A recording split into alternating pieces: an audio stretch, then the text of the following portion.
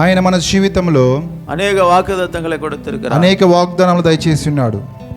கர்த்தராகிய இயேசு கிறிஸ்து இந்த உலகத்தில் வந்து ప్రభువైన యేసుక్రీస్తు వారి లోకానికి వచ్చి அவர் 33 வருஷம் வாழ்ந்து ఆయన 33 సంవత్సరాలు జీవించి அவர் మనుషన எல்லாருக்காகவும் ఆయన మనుషులందరి కొరకును సిలువై సుమంది ఆ యొక్క సిలువను మోసి நம்முடைய பாடுகளை ஏற்றுக்கொண்டு మన యొక్క శ్రమలను ఆయన అనుభవించాడు. நம்முடைய துக்கங்களை அவர் சகித்து கொண்டார். మన యొక్క దుఃఖములను ఆయన సహించుకున్నాడు. நமக்கு வர வேண்டியதான அந்த பயங்கரமான தண்டனையை இயேசு ஏற்றுக்கொண்டார். మనకు రావాల్సినటువంటి ఆ యొక్క శిక్షను ఆయన అనుభవించి ఉన్నాడు. హల్లెలూయా హల్లెలూయా. அப்படியா அடிக்கப்பட்டு அவர் மரித்து 3ஆம் நாள் உயிர்த்தெழுந்தார். అలాగ కొట్టబడి ఆయన 3వ రోజు జీవముతో లేచి ఉన్నాడు. హల్లెలూయా హల్లెలూయా. எதற்காக அந்த பாடுகள்? ఎందుకొరకు ఆ శ్రమలు? நம்முடைய ஆத்மாக்களை ரட்சிக்க வேண்டுமே என்கிற ஒரு நோக்கத்தோடு தான். మన ఆత్మ రక్షింపబడాలని ఒక గురి కలిగి ఆ యొక్క శ్రమలు అనుభవించాడు. பிரியமானவர்களே, உங்களுடைய ஆத்மா ரட்சிப்பை குறித்து இந்த நாட்களிலே நிர்விசாரமாய் இருப்பீர்களானால், ప్రియమైన వారా, మీ ఆత్మ రక్షణ బట్టి మీరు నిస్విసారంగా ఉంటే உங்களை போல பரிதபிக்கக்கூடியவங்க யாரும் இருக்க முடியாது. మీలాగా పరితపించే వాళ్ళు ఎవరు ఉండరు. ஆத்மா என்பது விலையேற பெற்றது. ఆత్మ అనేది వెలగలిగినది.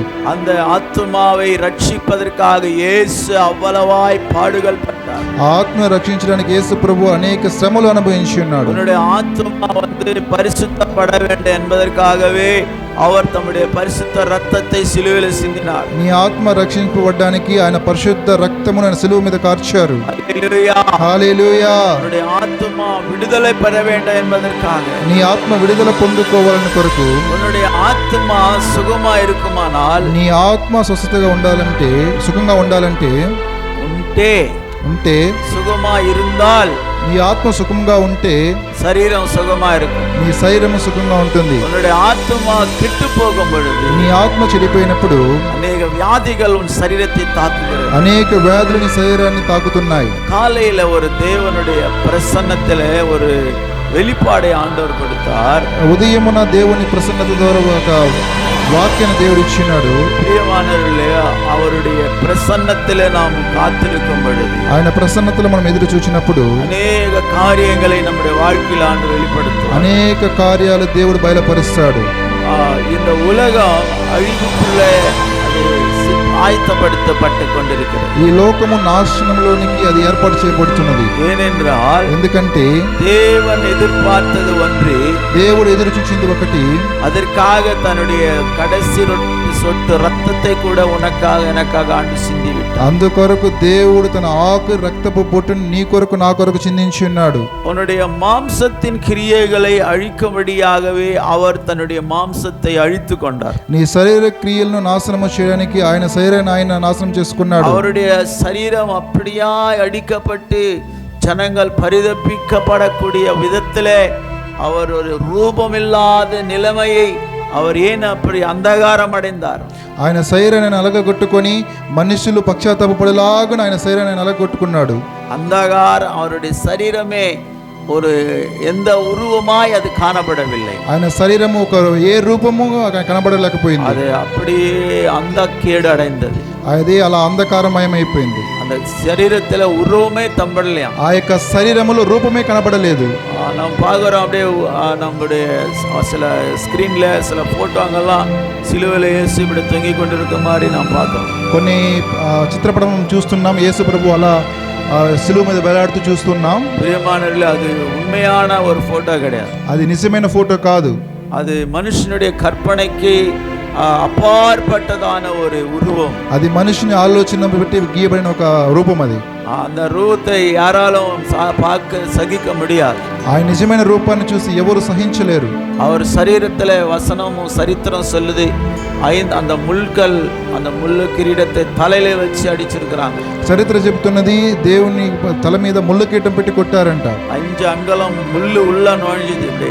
5 అంగుళాల ముళ్ళు ఆయన శరీరంలో గుచ్చబడింది, తలలో గుచ్చబడింది.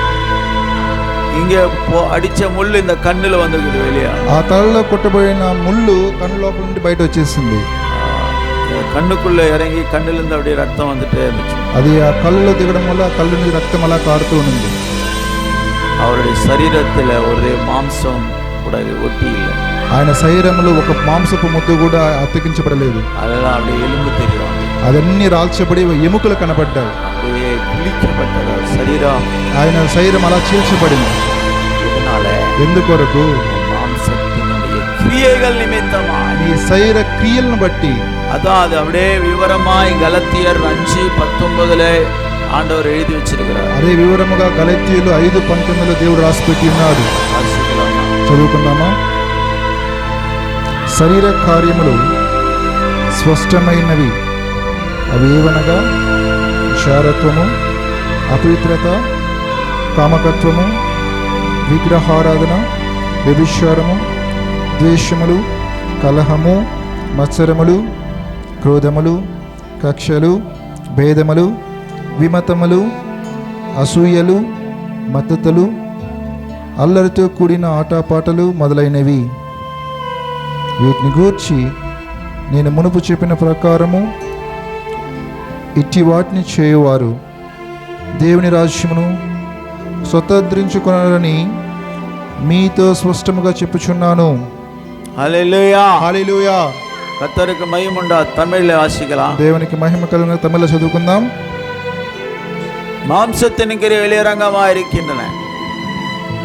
விபச்சாரம், வேசித்தனம், அசுத்தம், காமவிகாரம், விக்கிரகாராதனை, பில்லிசூன்யம், பகைகள், விரோதங்கள், வைராக்கியங்கள், கோபங்கள், சண்டைகள், பிரிவினைகள், மார்க்கபேதங்கள், பொறாமைகள், கொலைகள், வெறிகள், களியாட்டுகள் முதலானவைகளை யாருக்குரிய சுதந்திரிப்பு இல்லை என்று முன்னே நான் சொன்னது போல இப்பொழுது உங்களுக்கு சொல்லுகிறேன். இப்பேற்பட்ட காரியங்கள் இருக்கிறவங்க దేవుని రాజ్యத்தை சுதந்திரிப்பதில்லை. ఇలాంటి కార్యాలు ఉన్నవారు దేవుని రాజ్యాన్ని స్వతంత్రించుకోలేరు. நிறைய பேருக்கு దేవుని రాజ్యத்தை குறித்தும் పరలోక రాజ్యத்தை குறித்தும் வித்தியாசம் தெரியல. చాలా మందికి దేవుని రాజ్యాన్ని గురించి పరలోక రాజ్యం గురించి వ్యత్యాసం తెలియడం లేదు. దేవుని రాజ్యం ఎங்கே இருக்குது சொல்ல முடியுமா? దేవుని యొక్క రాజ్యం ఎక్కడుందో తెలుసా?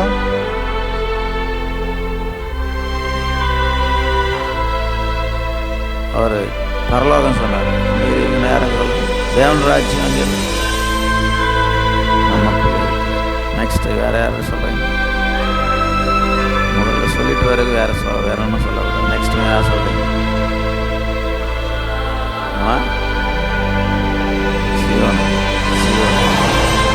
హల్లెలూయా. హల్లెలూయా. కర్తருக்கு మహిమ ఉండాలి. దేవునికి మహిమ కలుగును గాక. పరలోక రాజ్యం వేరే, పరలోక రాజ్యం వేరు, దేవుని రాజ్యం వేరే. దేవుని యొక్క రాజ్యం వేరు. సహోదరి சொன்னது போல, సహోదరి చెప్పిన ప్రకారం దేవుని రాజ్యం, దేవుని యొక్క రాజ్యం நமக்குள்ளே இருக்கிறது. మనలో ఉన్నది. சபைதான் దేవుని రాజ్యం. సభ యొక్క సంఘమే దేవుని యొక్క రాజ్యం. యేసు రక్తத்தால కழுవப்பட்டு, యేసు రక్తం ద్వారా కడగబడి, உலகத்திலிருந்தும் లోకంలో ఉండి, మాంసத்து క్రియలిருந்தும், శరీర ఆశల నుండి, భూమిக்குரிய కార్యத்திலிருந்தும், ఈ లోక సంబంధమైన కార్యం నుండి மீட்டெடுக்கப்பட்டு, విమోచించబడి, கர்த்தருக்காய் ஒப்பு கொடுத்து, దేవుని కొరకు అప్పగించుకొని, இரவும் பகலும் రాత్రి పగళ్ళు கர்த்தருடைய வேதத்தில் தியானமாயிருந்து, దేవుని యొక్క వాక్యంలో ధ్యానిస్తూ, ஜெபித்து, ప్రార్థిస్తూ, దేవునితో కూడా உறவாடுகிறதானே, సత్సంబంధం కలిగిన, ఉరవాడి కొండరుకరదానే, సహవాసం కలిగి ఉండేవారే, సహవాసం కలిగి ఉండేవారే, ఉరవాడి కొండరుக்கிறவங்க தான் దేవుని రాజ్యం. సహవాసం కలిగి ఉన్నవారే దేవుని యొక్క రాజ్యం. హల్లెలూయా. హల్లెలూయా. எங்கே 2-3 பேர் அவர் நாமத்திலே வந்து கூடி வரோமோ அதான் దేవుని రాజ్యం. ఎక్కడ 2-3 కూడి వస్తారో అదే దేవుని యొక్క రాజ్యం. இந்த దేవుని రాజ్యமாய் நீ கட்டப்பட்டால்தான், ఈ యొక్క దేవుని రాజ్యంగా మీరు కట్టబడితేనే పరలోక రాజ్యத்துக்கு நீ போக முடியும். పరలోక రాజ్యానికి వెళ్తావు.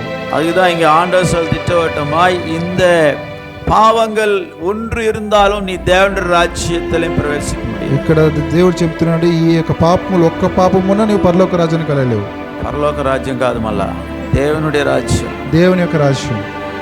தேவனுடைய ராஜ்யமா இங்க முதல்ல இங்கே ராஜ்யமா கட்டணும். இங்கே தேவ ராஜ்யமா கட்டப்படணும். మొట్టమొదటిగా మనం ఇక్కడ దేవుని రాజ్యంగా కట్టబడాలి. அதுக்கப்புறம் தான் పరలోక రాజ్యం. ఆ తర్వాతనే పరలోక రాజ్యం. ఇంగే నీ దేవునుடைய రాజ్యமா కట్టబడామే, ఇక్కడ దేవుని రాజ్యంగా కట్టబడకుండా రాబో జ్ఞానస్నానం எடுத்து రాబోని எடுத்து బాప్తిసం పొందుకొని మీరు బల్లారాధన తీసుకొని, ఆనాలు ఉల్లారిగర కోపం పోవామే, లోపల కోపాలు పోకుండా, பொறாமை போகாம, అసూయ పోకుండా, உள்ள வந்து எரிச்சல், లోపల కక్షలు, మంట, భేదాలు, அப்புறம் வந்து ஜாதி பேதங்கள், కుల భేదాలు, அப்புறம் பாஷையினுடைய வித்தியாசமான வித்தியாசங்கள், మీ యొక్క భాష యొక్క భేదాలు. హల్లెలూయా హల్లెలూయా. நான் இந்த குலத்தை சேர்ந்தோம், அந்த ஜாதியை சேர்ந்தோம் சொல்றது, నేను ఈ క్యాస్ట్కి సంబంధించిన ఆ కులానికి చెందిన వారి భేదాలు చూడటం, சண்டை, ఆ యొక్క గొడవలు, களியாட்டுகள், అల్లరితో కూడిన ఆటపాటలు,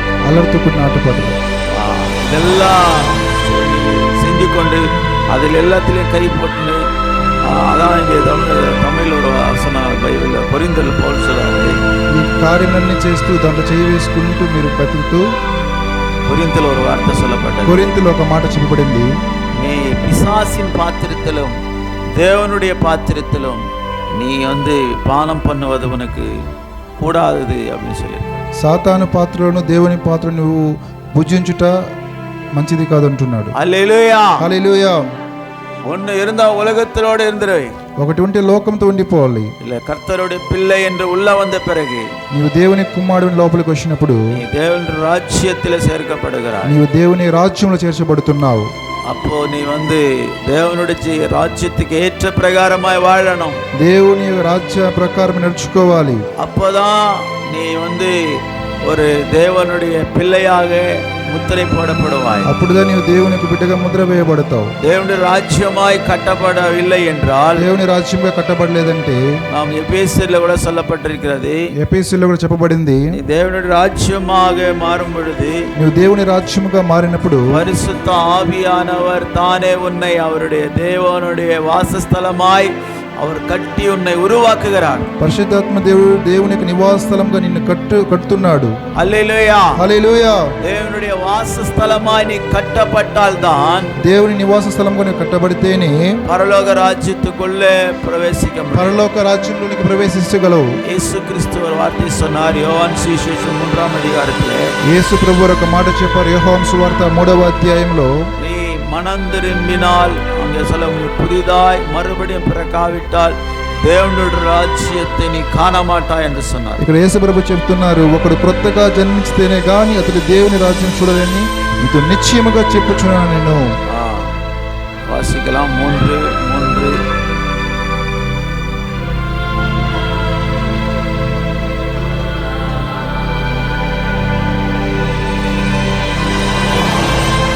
அஞ்சாவது வசனம்.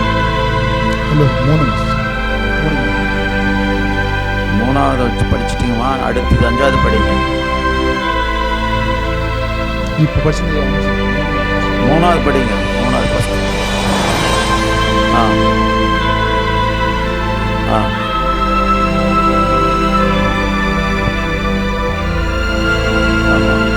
கல்யாண வாசி 3:5.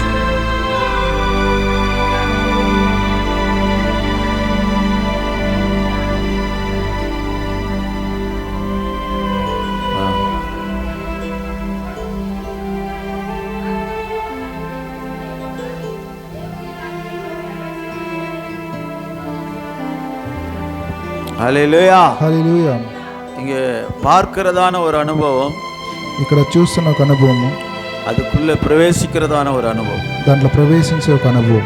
எபேசியர்ல 2ஆம் அதிகாரம் 8ஆம் வசனம் சொல்லுகிறது, ఎఫెసీ 2వ అధ్యాయం 8వ వాక్యం చెప్పబడుచున్నది, கிருபையினாலே நீங்கள் ரட்சிக்கப்பட்டீர்கள், కృప ద్వారా మీరు రక్షింపబడ్డారు, మీరు విశ్వాసము ద్వారా కృపచేతనే రక్షింపబడుచున్నారు, ఇది మీ వలన కలిగినది కాదు, దేవుని వరమే. 7ఆం వచనం, క్రీస్తు యేసునందు మనల్ని ఆయనతో కూడా లేపి పరలోకమందు ఆయనతో కూడా కూర్చుండబెట్టెను. தமிழ் வாசிங்க. 7ஆம் வசனம், அவரோடு கூட எழுப்பி உன்னதங்கள் அவரோடு கூட உட்காரம் செய்தார்.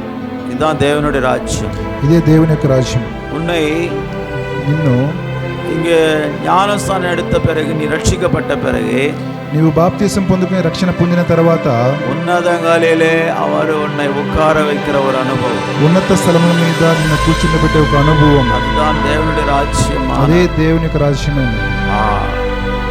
ஒரு நாள் நீ மரித்து இந்த உடலை விட்டு మహిమేన్ శరీరతోడు ఒక నాள் పోగపోகிறது పరలోక రాజ్యం. ఒకరోజు నువ్వు మరణించి దేహాన్ని విడిచిపెట్టి మహిమా శరీరంతో నువ్వు పరలోక రాజ్యానికి వెళ్ళడమే. మహిమా శరీరంతో వెళ్ళబోయే స్థలమే పరలోక రాజ్యం. హల్లెలూయా హల్లెలూయా. ఇక్కడ ഈ ഭൂമിക്കുரிய കൂടാരമാകിയ இந்த பரிசுத்த சமூகத்திலே நாம் வாசம் பண்ணுகிறது தேவனுடைய ராஜ்யம். ఈ భూమికి సంబంధమైన ఈ పరిశుద్ధ గుడాలలో మనం నివసించేది ఇది భూరాజ్యం, భూ సంబంధించిన రాజ్యం, దేవుని రాజ్యం. రోమర్ 14:17 நாம் வாசிக்கும் பொழுது, రోమీయులు 14:17 మనం చదువుతున్నప్పుడు 14:17 தேவனுடைய ராஜ்யம் புசிப்பும் குடிப்பும் அல்ல, அது நீதியும் சமாதானம் பரிசுத்த ஆவியினால் உண்டாகும் సంతోషమాയിരിக்கிறது. దేవుని రాజ్యము భోజనమును పానమును కాదు గాని నీతియు సమాధానము పరిశుద్ధాత్మ యందలి ఆనందమై ఉన్నది. ప్రియమానవர்களே, இந்த வார்த்தை இங்க பவுல் எதுக்கு சொல்றாரு? ప్రియమైన వారా, పౌలు ఈ మాట ఎందుకు చెప్తున్నారు? நான் 15వ వచనத்தை వాసింగ 15వ వాక్యం చదువుదాం.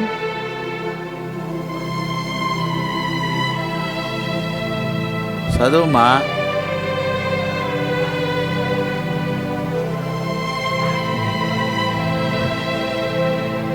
చదవట్లే.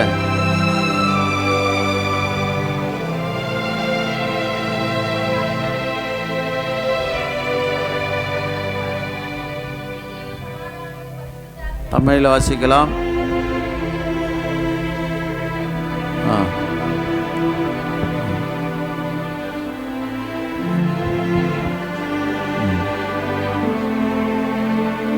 உங்கள் நன்மை தூஷிக்கப்பட இடம் கூடாதிருங்கள். మీ మేలు దూషణ పాలు కానీకుడి. அவன் என்ன நன்மை உனக்குள்ள ஆண்டவர் வச்சிருக்கிறாரு? ఎలాంటి మేలు దేవుడి మీద పెట్టి ఉన్నాడు? அதுதான் பரிசுத்த ஆவியினுடைய ராஜ்யம் உனக்குள்ள ஆண்டவர் வச்சிருக்கிறார். అదే పరిశుద్ధాత్మ యొక్క రాజ్యం మీద పెట్టి ఉన్నాడు. హల్లెలూయా హల్లెలూయా. உன் சகோதரன் உன்னோடு நீ சாப்பிடுறதுக்காக உட்கார்ற, నీ సహోదరుడు వచ్చి నీతో తినడానికి కూర్చున్నాడు. அதாவது உனக்கு சிநேகிதனா இருக்கலாம், స్నేహితుడిగా ఉండొచ్చు.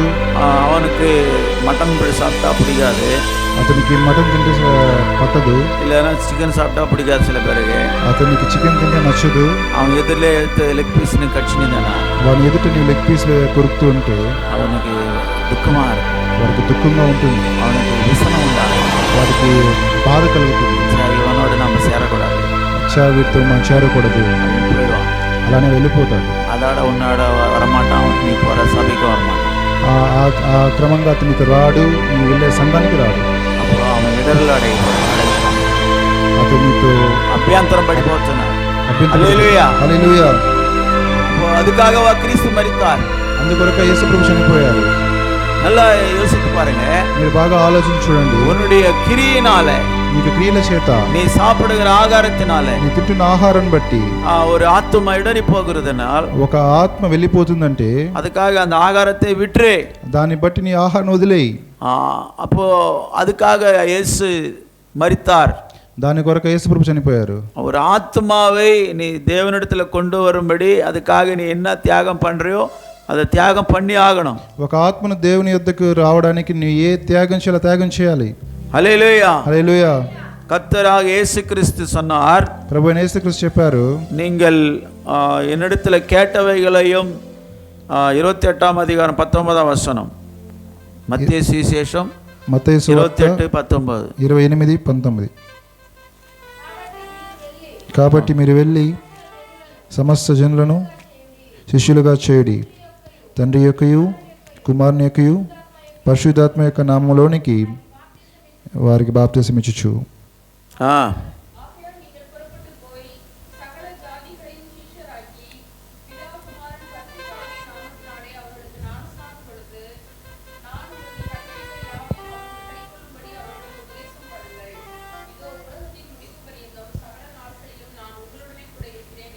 ஹல்லேலூயா ஹல்லேலூயா. இயேசு கிறிஸ்து உயிர்த்தெழுந்து கடைசியாய் அவர் பரமேறி போகும்போது சொன்ன வார்த்தைகள். యేసు ప్రభు వారు తిరిగి లేచి ఆయన పరలోకానికి వెళ్ళేటప్పుడు చెప్పిన మాటలు ఇవి. அல்லேலூயா. హల్లెలూయా. நீங்கள் சென்று சகல சிருஷ்டிக்கும் சுவிசேஷத்தை பிரசங்கிங்கள் சொன்னார். మీరు వెళ్ళి సమస్త సృష్టికి వాక్యం సువార్త చెప్పని చెప్పాడు దేవుడు. அதுதான் நாம் கூட அந்த கட்டளை கீழ்ப்படிந்து நாம் இப்போது 26ஆம் தேதி போக போகிறோம். ఆజ్ఞకు లోబడి మనం కూడా 26వ తేదీ వెళ్ళబోతున్నాం. அந்த கர்த்தர் சொன்ன கட்டளை இது. దేవుడిచ్చిన ఆజ్ఞ ఇది. அது மட்டும் சொல்லலே, అది మాత్రం చెప్పలేదు. வாழ்க்கையில నా యొక్క జీవితంలో சில பட்டணங்கள் பெயர்களை, சில மாநிலங்கள் பெயர்களை எனக்கு சொல்லி இருக்கிறார். చాలా పట్టణాల పేర్లు, చాలా రాష్ట్రాల పేర్లు దేవుడు చెప్పి ఉన్నాడు. அதனால இங்கே வசனத்துல அதான் ஆண்டவர் சொல்லி இருக்கிறார். ఇక్కడ వాక్యం కూడా దేవుడు అదే చెప్పి ఉన్నాడు. நீங்க சகல சிருஷ்டிக்கும் போய் சுவிசேஷத்தை பிரசங்கிங்கள் சொன்னார். మీరు సర్వ సృష్టికి వెళ్ళి సువార్తను ప్రకటించండి. வாசிங்க. తమిళ్లో ఒకసారి చదువుదాం. புறப்பட்டு போய் சகல ஜாதிகளை சீஷராக்கி பிதா குமார பரிசுத்தாவின் நாமத்திலே ஞானஸ்நானம் கொடுங்கள். அல்லேலூயா. హల్లెలూయా. நீங்கள் புறப்பட்டு போங்கள். మీరు బయలుదేరి వెళ్ళండి. బస్సు పిడిచిన పోంగ. మీరు బస్సు పట్టుకొని వెళ్ళండి. ట్రైన్ అన పిడిచిన పోంగ. మీరు ట్రైన్ పట్టుకొని వెళ్ళండి. వ్యాన్ ఏది பேசிக்கின்னு போறமோ போங்க. మీరు వ్యాన్ మాడు ఏదైనా పట్టుకొని వెళ్ళండి. పోంగன்றார் ஆண்டவர். புறப்பட்டு போங்கள். మీరు బయలుదేరి వెళ్ళండి అంటున్నాడు దేవుడు. హల్లెలూయా. హల్లెలూయా. మార్కు సువిశేషం 16:15 యేసు சொல்லி இருக்கிறார். మార్కు సువార్త 16:15 వాక్యం అంటున్నాడు, உலகமெங்கும் போய் சர்வ சிருஷ்டிக்கும் సువిశేషத்தை ప్రసంగియంగల్. తమిళ మరియు మీరు సర్వలోకమునకు వెళ్ళి సర్వ సృష్టికి సువార్తను ప్రకటించుడి. தற்போது நாம் అఖిల సకల ఉలగத்துக்கும் நம்ம போகல. సర్వలోకమునకు మనకు వెళ్ళాలి పోవడం లేదు. இந்தியாவில் தான் நாம் போயினுக்கிறோம். మన ఇండియాలోనే వెళ్తున్నాం. ஒருவேளை இந்தியாவில் எல்லா மாநிலத்தில் முடிச்ச பிறகு ఇండియాలో ఉన్న అన్ని రాష్ట్రాలు మనం ప్రార్థన చేసినట్లయితే அடுத்தது வெளி உலகத்துக்கு கூட போகணும். ఆ తర్వాత మనం ఇతర దేశాలకు వెళ్ళాలి. అండమాన్ నికోబార్ దీవులకు కూడా పోగணும். నికోబార్ దీవుகள் ఆ దీవులకు పోகணும். ఆ దీవులకు కూడా వెళ్ళాలి మనం. இலங்கை அது வேற தேசம். அது சொல்லுவா. శ్రీలంక అది వేరే దేశం. ఇలంగై దేశத்துக்கு போக வேண்டும். మనం శ్రీలంక దేశానికి వెళ్ళాలి. ఆస్ట్రేలియా పోக வேண்டும். ఆస్ట్రేలియా వెళ్ళాలి. అంటార్క్టికా. హల్లెలూయా. హల్లెలూయా. అనేక ఖండங்களை நாம் தாண்டி போகணும். இதெல்லாம் நீ எத்தனை கண்டங்கள்? 7 கண்டங்கள் இருக்கிறது. ఉంటున్న 7 ఖండాలు మనం దర్శించాలి. அதான் ஆண்டவர் சொல்றாரு. అదే దేవుడు అంటున్నాడు, సర్వలోకத்துக்கு நீங்கள் సెంట్రి అన్నారు. సర్వలోకమునకు మీరు వెళ్ళి. సీకరమా పాస్పోర్ట్ రెడీ பண்ணீங்க. అందరూ పాస్పోర్ట్ రెడీ చేసుకుని త్వరగా. హల్లెలూయా. హల్లెలూయా. ఆమేన్. హల్లెలూయా. హల్లెలూయా. திடீர்னு ஆண்டவர் ஸ்ரீலங்கா போகணும்னு சொன்னால் பாஸ்போர்ட் வேணும் நமக்கு. మీరు దేవుడు శ్రీలంక వెళ్ళని ఆజ్ఞాపిస్తే మీరు పాస్పోర్ట్ రెడీ చేసుకోవాలి. ఆస్ట్రేలియా పోవాలని சொன்னால் பாஸ்போர்ட் தேவைப்படுகிறது. ఆస్ట్రేలియా వెళ్ళాలన్నా పాస్పోర్ట్ అవసరమై ఉన్నది. హల్లెలూయా. హల్లెలూయా. ఆఫ్రికాకు పోగొని சொன்னால் பாஸ்போர்ட் தேவைப்படுகிறது. ఆఫ్రికా వెళ్ళాలన్నా పాస్పోర్ట్ అవసరమై ఉన్నది. హల్లెలూయా. హల్లెలూయా. ஆப்பிரிக்கா கண்டத்திலே అనేక పరిశుద్ధవాன்கள் தங்களுடைய జీవனையே கொடுத்திருக்கிறாங்க. ఆఫ్రికా ఖండంలో అనేకమైన పరిశుద్ధులు తన జీవాన్ని అప్పగించుకొని ఉన్నారు. గుండు సెట్లే కుదర ఓట్నిగరం. మనము కుండలోనే గుర్రం తోలుతున్నాం. మనం ఒక కుండలోనే గుర్రం తోలుతున్నాం. గుండు సెట్లే కుదర ఓట్నిగరం నమ్మకి. మనము కుండలోనే గుర్రం తోలుతున్నాం. హల్లెలూయా. హల్లెలూయా. கிளம்பி ஆண்டவருக்காக போகணும். அவருடைய சிலுவை சுமந்து கொண்டு మనము బయలుదేరి ఆయన సిలువను మోసుకొని మనం వెళ్ళాలి. எந்த தேசத்தில் நேற்று வந்து அபிரகாம் பாஸ்டர் சொல்றாரு, నేను వచ్చిన అబ్రహాం పాస్టర్ అంటున్నారు, ஐயா நீங்க వారణాసి పోరని சொல்றீங்க, మీరు వారణాసికి వెళ్తానని చెప్తున్నారు, என்னையும் கூட்டிட்டு போங்க, నన్ను తీసుకెళ్ళండి. యేసప్పా అన్బై పోయి அந்த ஜனங்களுக்கு சொல்லணும். యేసు ప్రభు ప్రేమని నేను వెళ్ళే జనాలకు చెప్పాలి. రక్త సాక్షియాய் మారినాலும் పర్వాలేదు. నేను రక్త సాక్షిగా మారినా పర్వాలేదు. యేసుவுக்காக நாம் జీవిக்கணும். యేసు కొరకు నేను జీవించాలి. அவருக்குள்ளே இருக்கிற வைராக்கியம் பாருங்க. అతనిలో ఉంటున్న వైరాగ్యం చూడండి. கர்த்தர் நமக்கு சொல்லி நாம் போகாம இருக்கிறோம். దేవుడు మనకు చెప్పి కూడా మనం పోలేకున్నాము. கர்த்தர் கொடுக்கிற கட்டளை, దేవుడి ఇచ్చిన ఆజ్ఞ ఇది. సర్వ ఉలగத்துக்கு புறப்பட்டு போங்கள் என்று சொல்லுகிறார். సర్వ లోకానికి మీరు బయలుదేరి వెళ్ళని అంటున్నాడు. சில பேர் வந்து గుండు సెట్లే దంగறாங்க. చాలా మంది ఆ కుండలోనే ఉంటున్నారు. హల్లెలూయా. హల్లెలూయా. 26ஆம் தேதி கிளம்புங்க எல்லாரும். 26వ తేదీ అందరూ బయలుదేరండి. 2 బస్సు పిడికணும் நம்ம எல்லாரும். 2 బస్సులుగా వెళ్ళాలి. ఆమేన్ చెప్పండి. ఆమేన్. హల్లెలూయా. హల్లెలూయా. యేసుவுக்காக நீ செலவு பண்ணு. యేసు కొరకు నువ్వు ఖర్చు పెట్టండి. ஏசப்பா தானே கொடுக்கறாரு உனக்கு యేసు காசு. ప్రభువే కదా నీకు డబ్బులు ఇస్తున్నాడు. எத்தனை பேர் ஒத்துக்கிறீங்க? ఎంతమంది ఒప్పుకుంటారు? ஆமென். ఆమేన్. சொந்த பலம் கிடையாது நமக்கு. సొంత బలం లేదు మనకి. சொந்த ஆண்டவர் கொடுத்த ஆரோக்கியம் தான் நமக்கு இருக்கிறது. దేవుడు ఇచ్చిన ఆరోగ్యమే మనకుంటున్నది. உமக்காகத்தான் வாழ்கிறேன், உம்மைத்தானே நேசிக்கிறேன். எல்லாம் சொல்லுவோம். உமக்காகத்தான் வாழ்கிறேன், உம்மைத்தானே நேசிக்கிறேன், பலியாகி என்னை மீட்டீரே, பலியாகி என்னை மீட்டீரே, பரலோகம் திறந்தீரையா, பரலோகம் திறந்தீரையா, எஜமானனே, எஜமானனே, என் இயேசு ராஜனே, எஜமானுடா, எஜமானுடா, நான் இயேசு ராஜுவா, தலம்புலெல்லாம் கப்பனையந்தா, தலம்புலெல்லாம் கப்பனையந்தா, நீ சித்தம் தேயுடாயே, நீ சித்தம் தேயுடாயே, எஜமானுடா, எஜமானனே, என் இயேசு ராஜனே. ஹல்லேலூயா. హల్లెలూయా. கர்த்தருக்கு மகிமை உண்டாவதாக. దేవునికి మహిమ కలుగును గాక. அப்போஸ்தல காரியம் 6:8 நான் வாசிக்கும் பொழுது, అపోస్తల కార్యములు 6:8 చదివినట్లయితే, அப்போஸ்தல நடபடிகள் అపోస్తల 6:8 కార్యములు 6:8 స్టెఫను కృపతోను బలముతోను నిండినవాడై ప్రజల మధ్య మహత్కార్యములను గొప్ప సూచక క్రియలను చేయుచుండెను. ஹல்லேலூயா. హల్లెలూయా. தமிழில் 7ஆம் வசனோட வாசிங்க.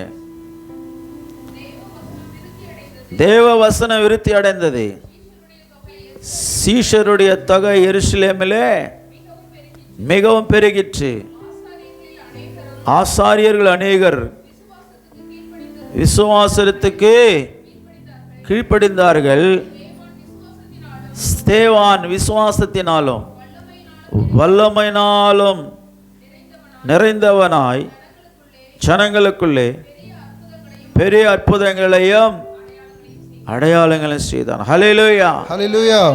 இங்க பாருங்க, தேவனுடைய வசனம் அந்த எருசலேமில் மிகவும் விருத்தி அடைந்ததான். ఇక్కడ చూడండి, దేవుని యొక్క వాక్యం యెరూషలేములో బహుగా విస్తరించిందంట.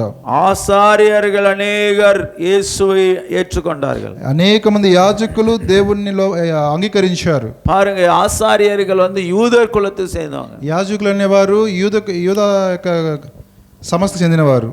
யூதர்கள் அவர்கள், వారు యూదులు. இயேசுவை ஏற்றுக்கொள்ள மாட்டாங்க. వారు యేసు ప్రభువును అంగీకరించారు. அவங்க ஏற்றுக்கொண்டாங்க. అయితే అక్కడ అంగీకరించారు. இந்த உலகத்துல ఈ లోకంలో இந்த அதுக்கு ஏற்ற பிரகாரம் நாம் பார்த்தோமானால், దానికి తగిన ప్రకారం చూసినట్లయితే இந்த பிராமின்ஸ் இருக்காங்க பாருங்க, బ్రాహ్మిన్స్ ఉంటున్నారు చూడండి. அவங்க தான் இந்த ஆசாரியர்கள் அந்த காலத்துல இருந்து. వీరుదా యాజకులు ఆ యొక్క దినాలలో. அல்லேலூயா. హల్లెలూయా. அதுக்கு ஒத்துதான் நான் சொல்லுகிறேன், அது ஒப்பிட்டு சொல்லுகிறேன். దానికి సంబంధించి చెప్తున్నా. இப்பொழுது எத்தனையோ பேர் அந்த பூசாரிகள் கூட இயேசு கிறிஸ்துவினுடைய வசனத்துக்கு நம்புகிறார்கள். ఎంతో మంది పూజారులు ఇప్పట్లో యేసు ప్రభు వాక్యాన్ని నమ్ముతున్నారు. நீங்க யூடியூப்ல பார்ப்பீர்களானால், మీరు యూట్యూబ్ లో చూసినట్లయితే இயேசு சொன்ன வார்த்தைகளை அவர்கள் பேசிக் கொண்டிருக்கிறார்கள். దేవుని చెప్పిన మాటలు వాళ్ళు మాట్లాడుచున్నారు. எத்தனை பேர் நீங்க பார்த்துக்கிறீங்க? ఎంతమంది చూసి ఉన్నారు? யூடியூப்ல சொல்றாங்க, యూట్యూబ్ లో చెప్తున్నారు. அல்லேலூயா. హల్లెలూయా. ஏனென்றால் இயேசுதான் உண்மையான தேவனாய் இருக்கிறார். ఎందుకంటే యేసు ప్రభువు మాత్రమే నిజమైన దేవుడై ఉన్నాడు. அவரை உண்மையா விசுவாசிக்கிற இருதயம் இருக்கிறவங்களுக்கு அந்த தேவனுடைய மகிமை என்ன தெரியும். నిజముగా దేవుణ్ణి ప్రేమించే వారికి ఆయన మహిమ ఏంటో తెలుస్తుంది. அவருடைய ரத்தத்தால் கழுவப்பட்டு ఆయన రక్తం ద్వారా కడగబడి கர்த்தருக்கென்று பரிசுத்தமாய் வாழ்ந்தால், దేవుని కొరకే పరిశుద్ధంగా జీవిస్తే கர்த்தருக்குள்ள இருக்கிற வல்லமை என்பது உனக்கு தெரியும். దేవునిలో ఉన్న శక్తి మీకు తెలుస్తుంది. அப்போஸ்தலர் நடவடிக்கைகள் 1:8 சொல்லப்பட்டிருக்கிறது. అపోస్తల కార్యం 1:8 చెప్పబడుతున్నది. நீங்கள் பரிசுத்த ஆவியை பெற்றுக்கொள்ளும் பொழுது మీరు పరిశుద్ధాత్మ పొందుకున్నప్పుడు நீங்கள் பலனடைவீர்கள். మీరు శక్తి పొందుకుంటారు.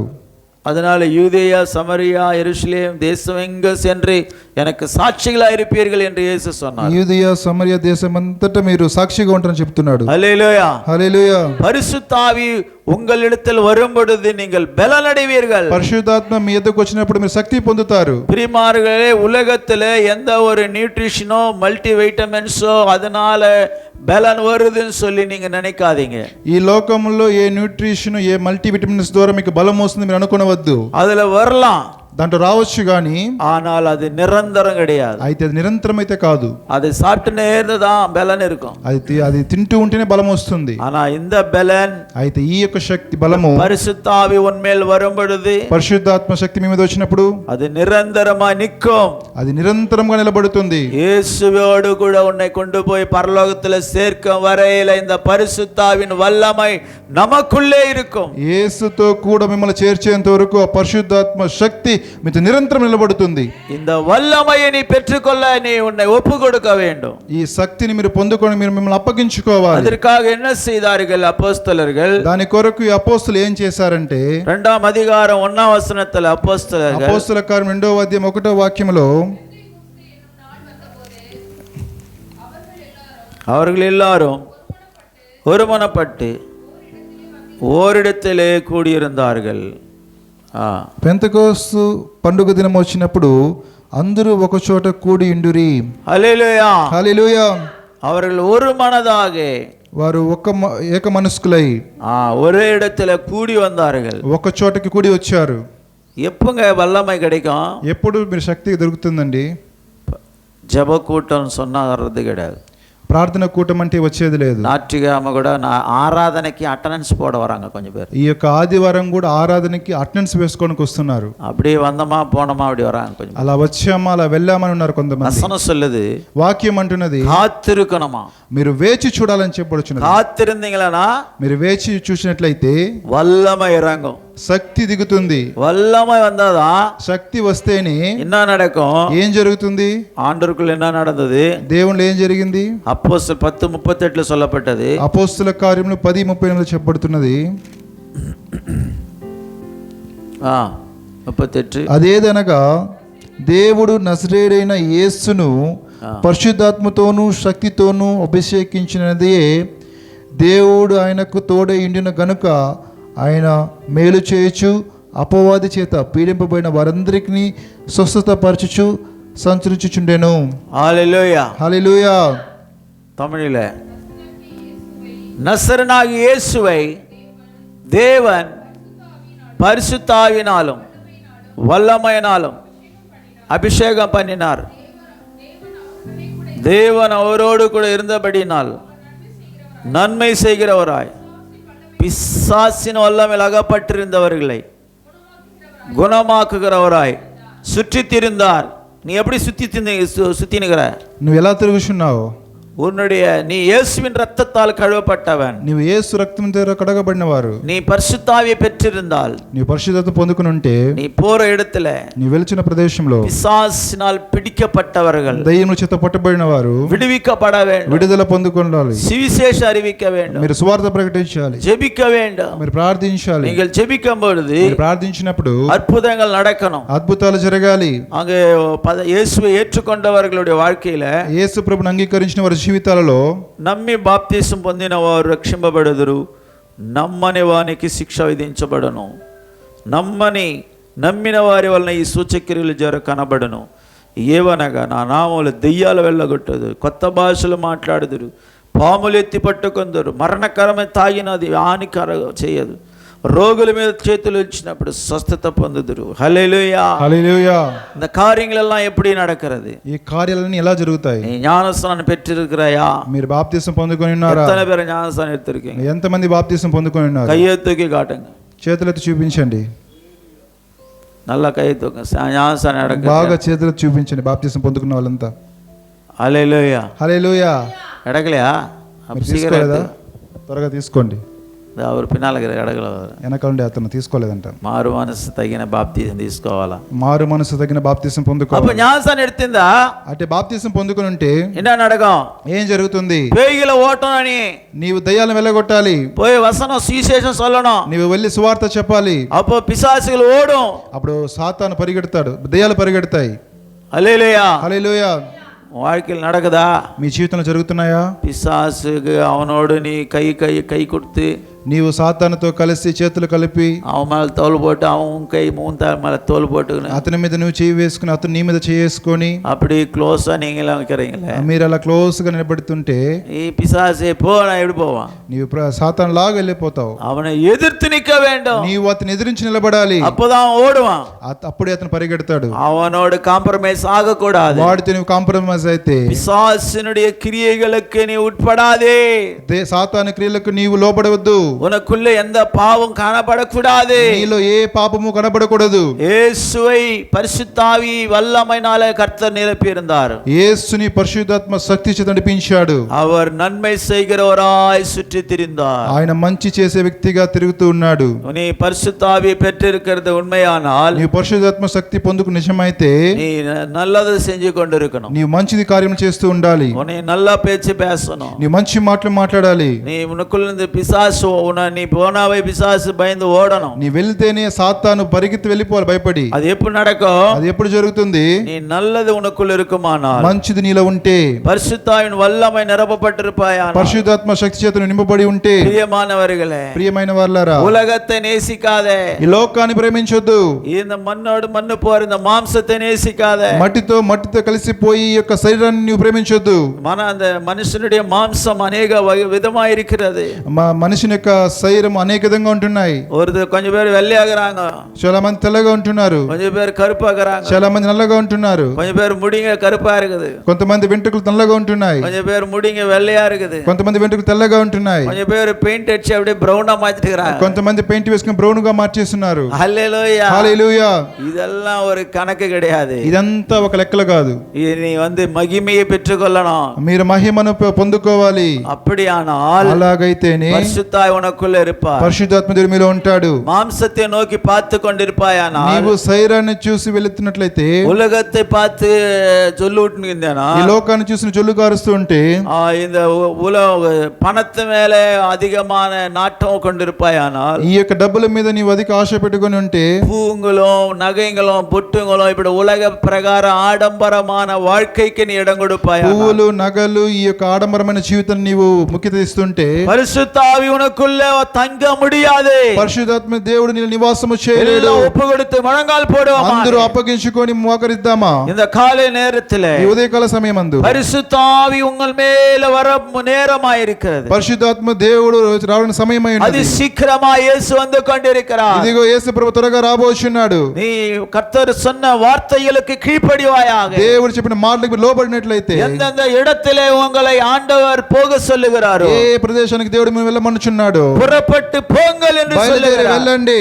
கர்த்தருக்காய் எழும்பி பிரகாசியுங்கள். దేవుని కొరకు లేచి ప్రకాశించండి. உனக்கு இருக்கிற பணத்தை ஆண்டவருக்காய் செலவு பண்ணு. నీకుంటున్న ధనాన్ని దేవుని కొరకు వెచ్చించండి. உனக்கு இருக்கிற பலனை இயேசுவுக்காய் நீ செலவு பண்ணு. నీకుంటున్న బలాన్ని దేవుని కొరకు మీరు ఖర్చు పెట్టండి. கொடுக்கப்பட்ட நேரத்தை இயேசுவுக்காக ஒப்புకొடு. నీకు ఇచ్చిన సమయాన్ని దేవుని కొరకు అప్పగించుకోనండి. எல்லாம் முழங்கால் போடுவோம். అందరూ మోకరిద్దామా? ஒப்புకొடுவோமாக. అందరూ అప్పగించుకుందాం. స్తోత్రం రిబాల షందరబాలిబియా హల్లెలూయా.